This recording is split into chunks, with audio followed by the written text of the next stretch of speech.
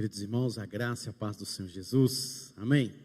Bom estarmos de volta na casa do Senhor para aprendermos a sua palavra e meditarmos nas Escrituras Sagradas, e com certeza Deus há de falar ao seu coração nesta noite e te edificar em nome de Jesus. Abra o seu coração, queridos, para que nós possamos ouvir a mensagem de Deus, sairmos daqui edificados, sairmos daqui transformados, uma palavra, uma frase, um versículo, algo que venha tocar ao seu coração. Convido os irmãos a abrirem as suas Bíblias em 1 Coríntios, capítulo de número 1, e faremos a leitura dos versículos de número 18 a 25. 1 Coríntios, capítulo de número 1, versículos 18 a 25. Diz assim a palavra do Senhor. 1 Coríntios 1, 18 a 25. Certamente a palavra da cruz é loucura para os que se perdem, mas para nós que somos salvos é o poder de Deus.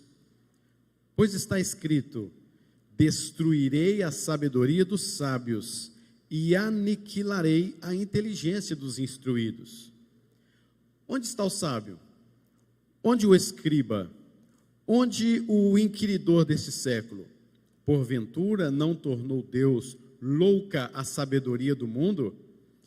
Visto como na sabedoria de Deus, o mundo não o conheceu por sua própria sabedoria, aprouve a Deus salvar os que creem pela loucura da pregação.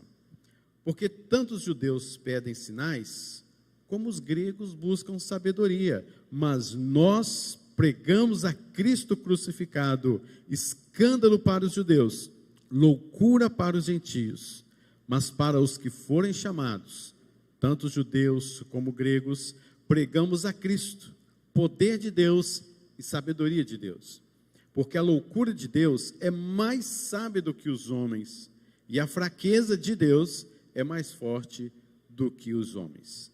Senhor, fale profundamente aos nossos corações. Use a minha vida para que através de mim, Deus, o teu povo seja alimentado, mas que o Senhor venha transformar-nos, que o Senhor venha com o teu Espírito Santo nos capacitando para entender, para abrirmos a nossa mente, o nosso coração. Se conosco, em nome de Jesus. Amém, Senhor.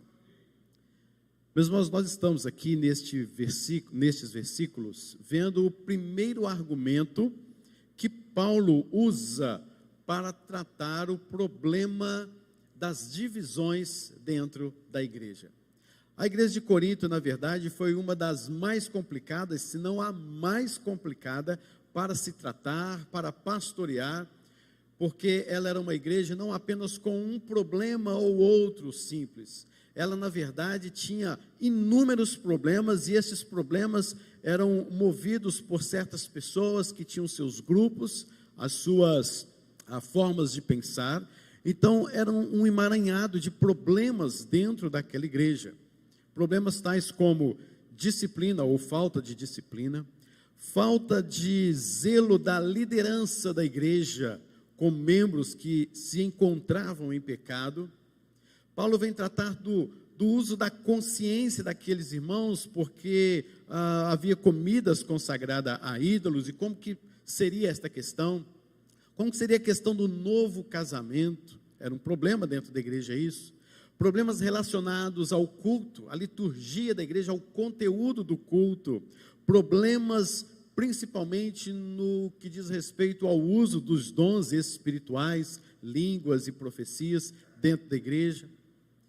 E havia, por mais ainda, uma formação de partidos dentro da igreja. Partidos esses que tinham como codinomes, nomes de fundadores que passaram ali por aquela igreja, pregadores que passaram ali naquela igreja. Como é o caso de Paulo, havia um grupo de Paulo. Como é o caso de Apolo, que era também um grupo que se tinha dentro da igreja. Olha, eu sou de Apolo. Também de Pedro, que passou por ali ainda que rapidamente, mas eu sou de Pedro. Tinha até um grupo que dizia-se: eu sou do grupo de Cristo. São os espirituais. Mas, queridos, é interessante percebermos porque a igreja, ela se reunia no mesmo lugar, mas ela estava rachada. Não era uma igreja que saiu com os seus, eu sou de Pedro, vamos a turma de Pedro, vamos montar outra igreja. Eu sou de Cefas, a turma de Cefas, me seguem aqui que nós vamos montar uma igreja. Não, se fosse assim, seria menos pior, se é que existe essa expressão. Mas o fato é que todos estavam no mesmo lugar e com os corações completamente divididos.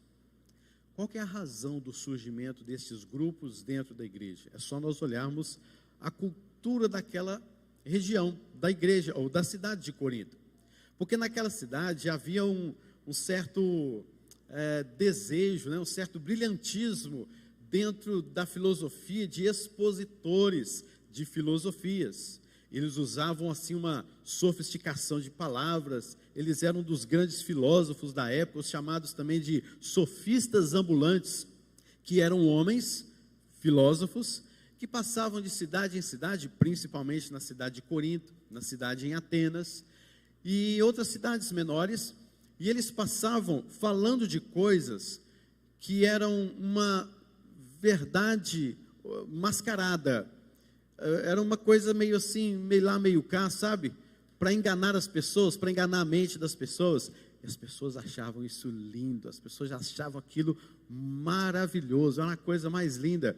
E eles iam então para aquelas regiões, ou para aqueles lugares, naquelas praças, ouvir esses sofistas, esses filósofos que se abrilhantavam com as suas filosofias, com a sua retórica, com o seu jeito de falar, com a sua forma de lidar com as questões essenciais da vida. E os coríntios, bem como em outros lugares, ficavam apegados a estes homens.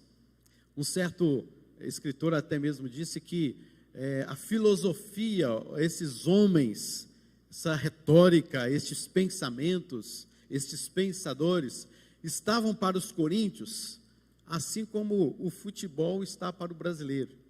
Então, olha, o meu time é melhor, porque o fulano de tal, o jogador de bola, eu prefiro o outro, tira esse atacante daí, coloca o outro, sabe essa coisa toda? Então, eles ficavam assim em relação aos filósofos. Não, eu sou o filósofo melhor aquele lá, no dia que ele vier aqui, você pode ter certeza que eu falto do trabalho, mas eu vou lá ouvi-lo. Havia uma competição na cidade em amor a estes pensadores, bem próximo à Grécia, então havia uma influência muito grande. Só que estes homens desta cidade, estas pessoas, se converteram e foram para a igreja. Quando chegaram lá na igreja, viram Paulo pregando, viram Pedro pregando, viram Apolo pregando, e eles então se admiravam. Eu prefiro Paulo, eu prefiro Cefas, eu só vou na igreja quando Pedro estiver pregando, eu só vou na igreja quando Cefas for, porque quando for Paulo, não dá não, eu só vou. E começavam então a ter esses problemas de divisão muito sério dentro da igreja, porque esse problema não ficou apenas no fato, no âmbito de uma pregação, ou no âmbito de uma retórica, para ver a pose, na composição daquele grande pregador. Esse problema começou a influenciar sérios outros problemas dentro da igreja. Se Paulo tivesse aqui, ele não faria assim.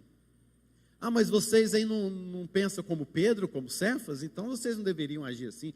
Pensa, querido, você ir para a igreja desse jeito, desse naipe. Pensa você chegar na igreja, Pedro não falava isso, Pedro não diria isso, Paulo não agiria desta forma. Então era um negócio difícil mesmo. E isso começou a atingir outros sérios problemas dentro da igreja de Corinto. E Paulo tomou conhecimento desses problemas e fez um apelo para eles. E é interessante porque o que a gente aprende de Paulo, quando você vai estudar um pouco da biografia desse homem, você vai perceber, dentro das suas cartas, que Paulo, ele até poderia fazer, teria razão para isso, teria autoridade para isso, mas Paulo não fazia isso. O quê? Ele poderia pegar estas pessoas, estes homens, estes líderes, entrar no gabinete, sabe, e descer a lenha, como se diz, falar bastante. O que vocês estão pensando? Por que vocês estão agindo desta forma? Por que vocês não estão agindo desta forma? Mas Paulo não fazia isso diretamente. O que Paulo fazia? Paulo dava uma facada ainda maior. A forma como ele elaborava chamada de atenção era muito mais profunda. Sabe o que Paulo fazia?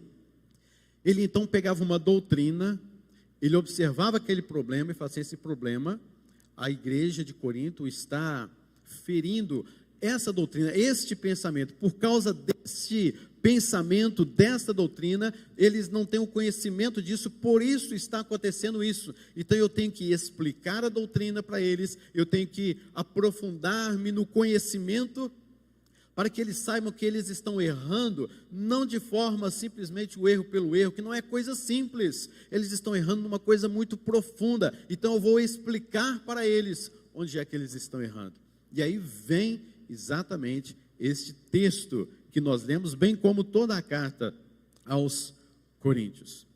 Paulo, então, em sua pregação, ele não dava a impressão de ser mais do que era. Observe comigo o versículo 17, que é o contexto do nosso texto. Porque não me enviou Cristo para batizar, mas para pregar o evangelho.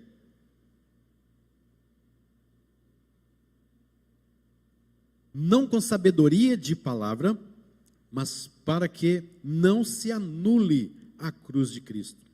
Paulo está dizendo assim: vocês estão se dividindo, porque fulano de tal batizou, foi Cefas, foi Paulo, foi Pedro, foi Apolo que batizou, vocês estão se dividindo por causa disso. Deus não me enviou para batizar, Deus me enviou para pregar o evangelho.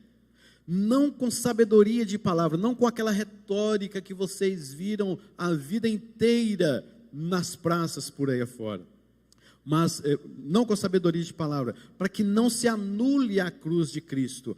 Ou seja, vocês olham a criatividade destes homens, vocês olham o jeito destes homens pregarem, vocês observam como eles são lá naquelas praças, e vocês querem trazer isso para dentro da igreja, vocês querem que nós nos adaptemos a estes homens e a essas realidades. Nós não pregamos com sabedoria de palavra, nós não pregamos como estes homens pregam, que é o sofisma. Sofisma significa uma mentira mascarada por uma verdade. A pessoa acredita numa mentira achando que aquilo é uma verdade. Meus irmãos, só para a gente ver assim algumas coisas que têm sido ensinadas em muitas igrejas nossas por aí afora, não é também esta realidade? Existem muitos sofismas gospel, sofismas evangélicos, pessoas pregando um monte de coisa que é uma tremenda de uma heresia, mas as pessoas amam, as pessoas vibram com aquilo. Aquilo é bonito demais, aquilo é um negócio assim que vai lá no coração, que faz a gente assim, mas não é bíblico. E era isso que estava acontecendo, exatamente isso que estava acontecendo. Pregavam com sabedoria de palavra, mas não com a unção do Espírito Santo de Deus. Paulo então diz que pregar não era pregar como estes homens, com sabedoria de palavras, de forma artificial, que eram manipuladores de mente, manipuladores de emoções, porque fazendo isso, eles estavam anulando a pregação, anulando a cruz de Cristo. Querido, qualquer coisa que venha substituir a pregação da cruz de Cristo, nós vamos deixar de nos alimentar, nós estamos indo contra a vontade de Deus, e nós vamos acreditar numa mentira, e vamos sair daqui acreditando ser uma verdade. Então, queridos, não é a criatividade desses homens, não são estas elucubrações, estas coisas bonitas que se pregam por aí afora, que podem fazer a nossa mente e o nosso coração. Mas devemos observar a mensagem do Evangelho, a pregação de Cristo, porque senão o conteúdo fica em segundo plano, e não podemos negar a cruz de Cristo, substituindo por meio de criatividades e até mesmo pensamentos humanos.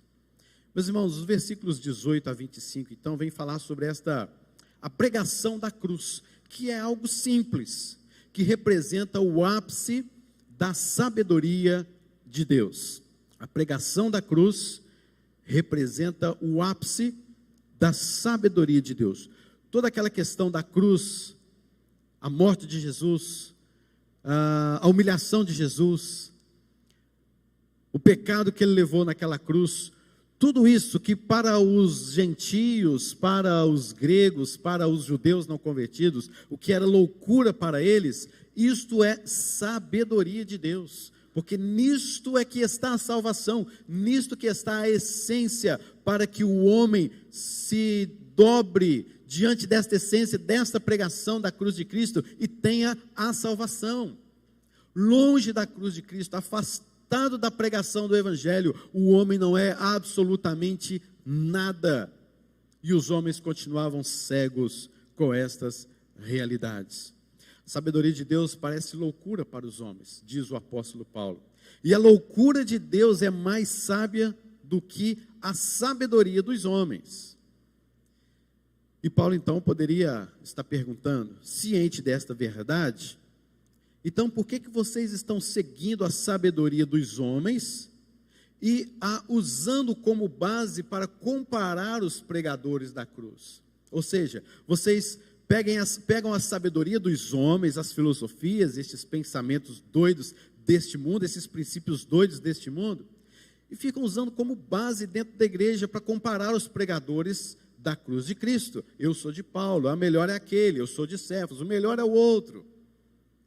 Paulo então vem mostrando para a gente algumas coisas aqui que eu queria trazer para os irmãos. Primeira coisa, querido, primeiro princípio, a primeira visão que nós temos que ter em relação à pregação da cruz de Cristo, em relação à mensagem, à loucura da pregação do Evangelho, é que a cruz representa diferentes coisas para diferentes pessoas. A cruz de Cristo, a história da cruz de Cristo, representa diferentes coisas para diferentes pessoas. Quando a gente fala de palavra da cruz, nós estamos falando da mensagem a respeito da morte de Cristo na cruz. E era a mensagem que Paulo pregou, era a mensagem que Pedro pregava, era a mensagem que Apolo pregava, era a mensagem que os apóstolos e que a igreja, que nós devemos pregar e pregamos. Que Deus enviou o seu filho, que o seu filho foi rejeitado, foi humilhado, foi entregue aos romanos, carregou aquela sua cruz pesada, foi como um prisioneiro, como um maldito, e morreu naquela cruz. Esta é a mensagem do Evangelho, e todos aqueles que creem no Senhor Jesus Cristo serão salvos dos seus pecados, terão seus pecados perdoados. E esse era o plano de Deus, feito na eternidade, para salvar todos os pecadores. Este é o plano de Deus, crer em Jesus, crer na pregação do Evangelho, na pregação da cruz de Cristo, e assim quem crê nesta pregação será salvo. Esta é a mensagem da cruz, esta é a mensagem, o centro daquilo que Paulo está nos mostrando aqui, o ápice da sabedoria de Deus, fazer com que o seu filho morresse numa cruz. Observe comigo o verso de número 18, que diz assim: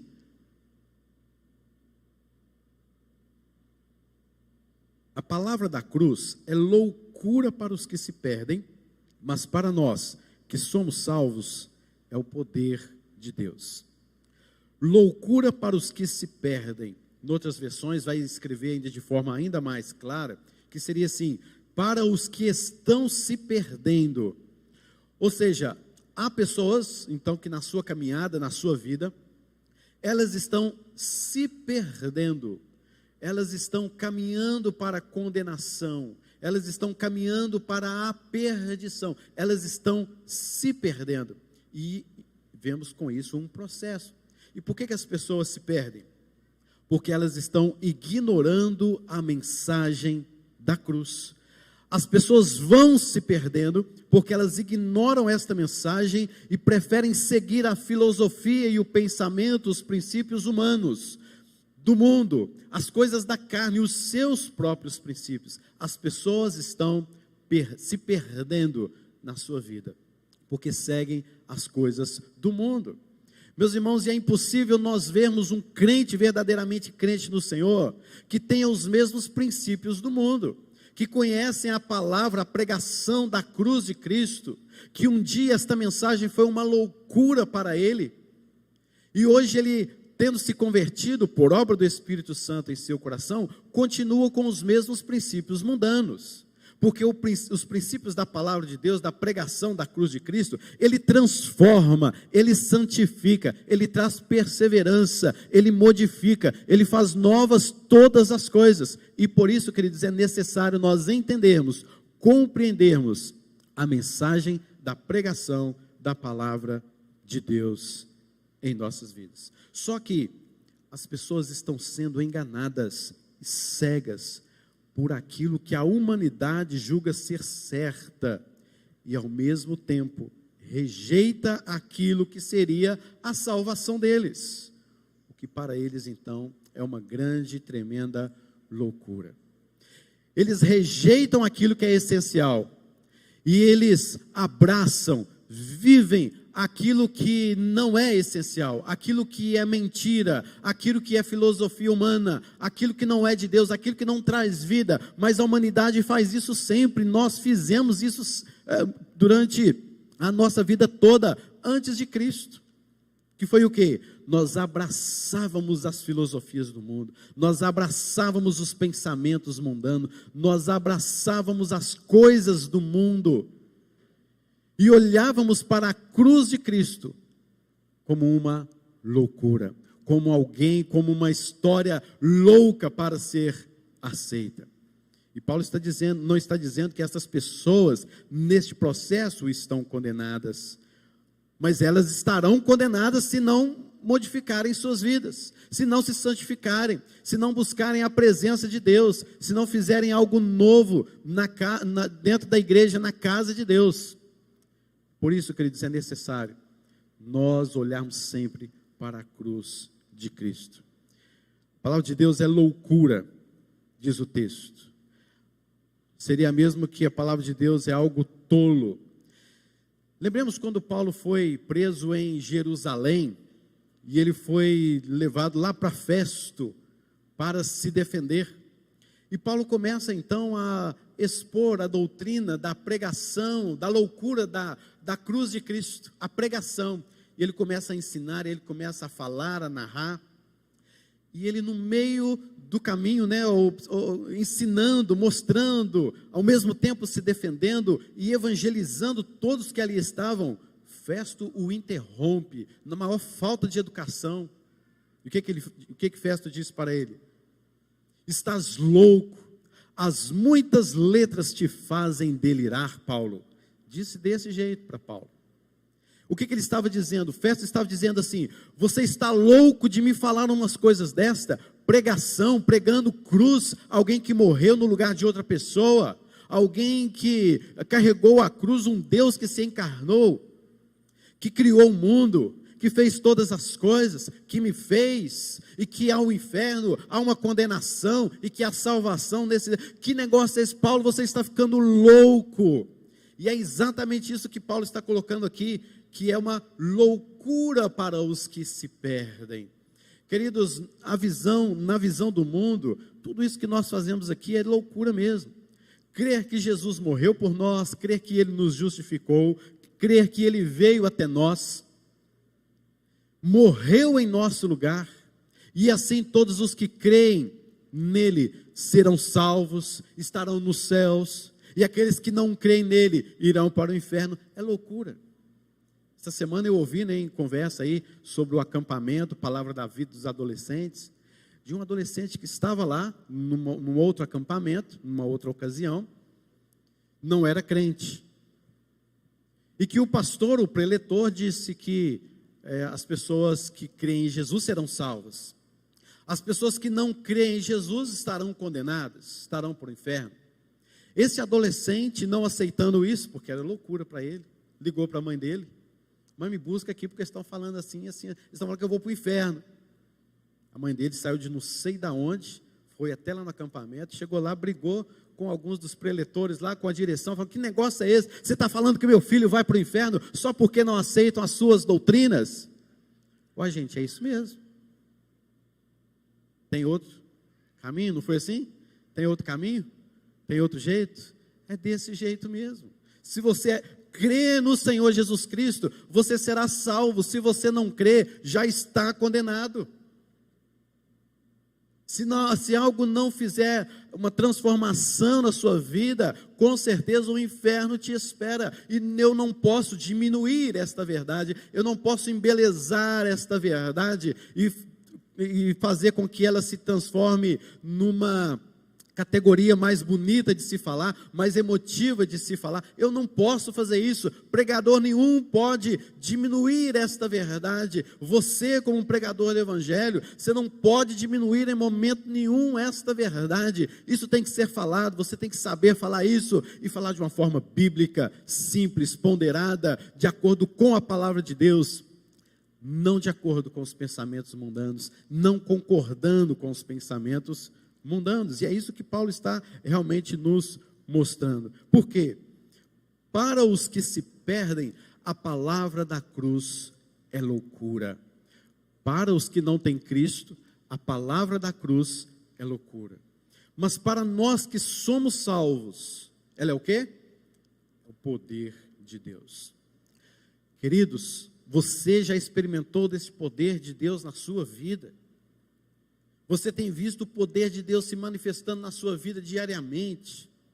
Ao acordar pela manhã, Senhor, o Senhor me chamou, meu coração foi transformado pelo Senhor, hoje eu sou convertido pela graça do Senhor, o Senhor me tirou do mundo, me transportou do reino das trevas para o reino do Filho do seu amor, e eu quero experimentar do teu poder, poder do Evangelho, poder da pregação da cruz de Cristo em nossos corações.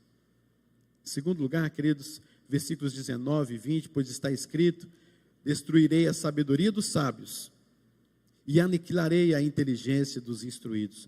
Onde está o sábio? Onde está o escriba? Onde o inquiridor deste século? Porventura não tornou Deus louca a sabedoria deste mundo? Quem tornou louca a sabedoria deste mundo? Quem? Deus. Olha que coisa interessante.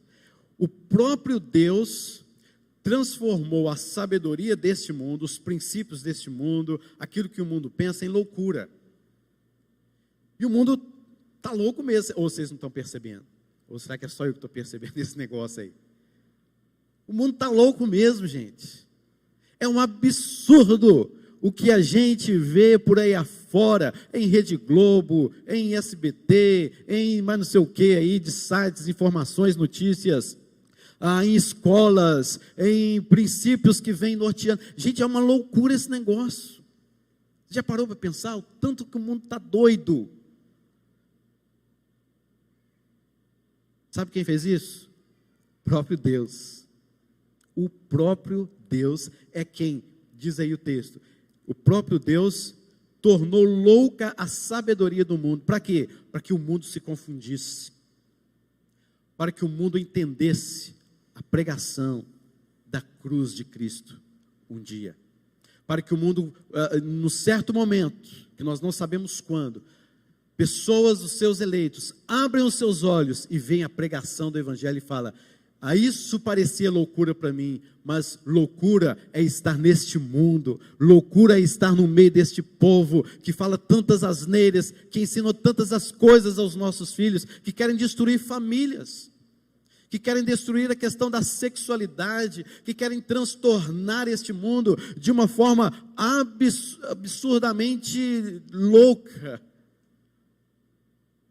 para que um dia eles observassem o quão perdido eles estavam, para que quando eles forem achados, eles dissessem: um dia eu estava morto e revivi, estava perdido e fui achado.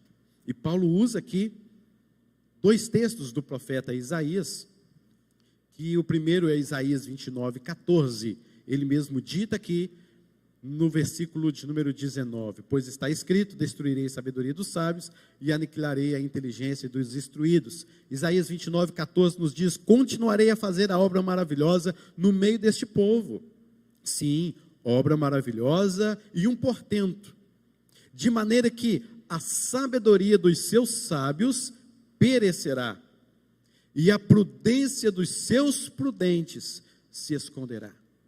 Então Deus está dizendo assim: tudo que este povo sabe, esse negócio vai ficar confuso ainda mais na cabeça deles. Esse negócio vai confundir a cabeça deles. E eu que vou fazer isso.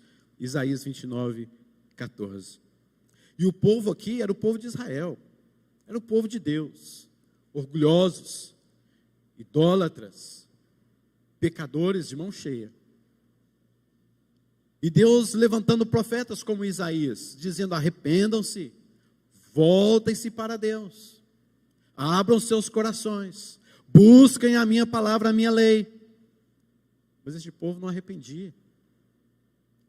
Aí Deus levantou um cerco, Babilônia. Babilônia veio, fez um cerco em Jerusalém, no ano, aproximadamente 700 anos antes de Cristo. Destruiu um monte de coisa lá em Jerusalém. Matou milhares de judeus, povo de Deus. E o restante, eles levaram cativos para a Babilônia. Já pensou que vida? Sabe por quê? Orgulho, idolatria, pecado, falta de arrependimento, falta de olhar para a cruz, falta de entendimento daquilo que para eles era uma loucura, mas quando na verdade seria a essência de vida. Meus irmãos, nós temos que olhar para a cruz de Cristo e saber que ela é a essência da nossa vida, não é uma religião.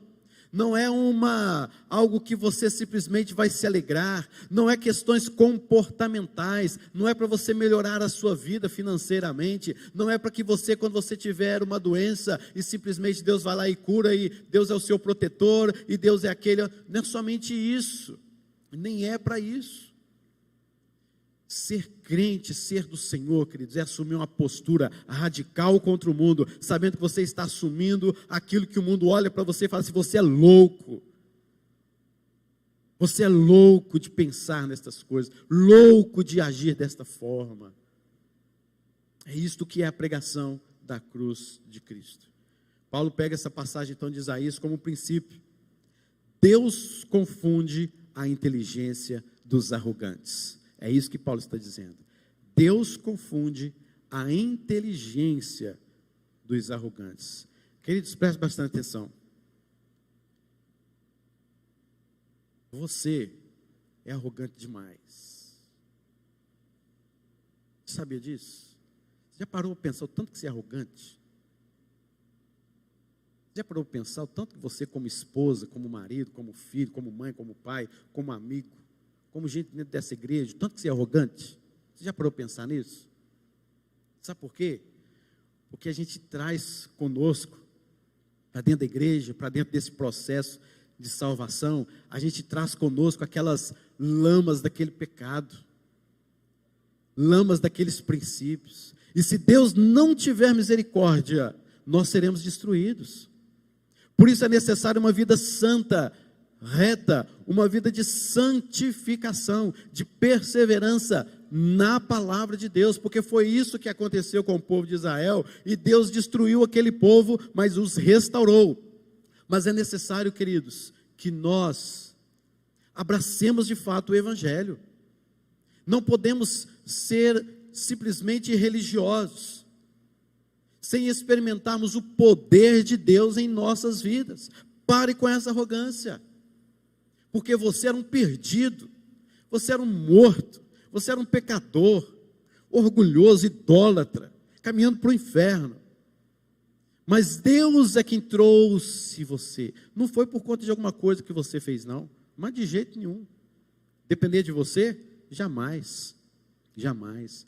Foi porque Deus, com a sua graça, te amou lá na eternidade e trouxe para cá e falou assim: este é o meu filho, este é o meu filho, eu sou o seu Deus, você é o meu povo. E eu então vou fazer de você um filho amado. É por sua graça, queridos, e que nós possamos assim abraçar a pregação do Evangelho, porque isso é loucura para os que se perdem, mas para nós é o poder de Deus agindo em nossas vidas e nos fortalecendo cada vez mais. E Paulo ainda vem e pergunta assim: tá bom, onde está o sábio? Tá bom, mas onde é que está o escriba, o inquiridor deste século? Paulo está dizendo assim: estes homens que vocês dizem ser sábios, estes inquiridores, que Paulo está fazendo aqui uma referência a esses homens sofistas, filósofos lá da época, Onde está o sábio, o escriba, o inquiridor deste século? Ou seja, o que vocês têm aprendido com estes homens? Que vai trazer luz na sua vida, que vai trazer salvação para a sua vida.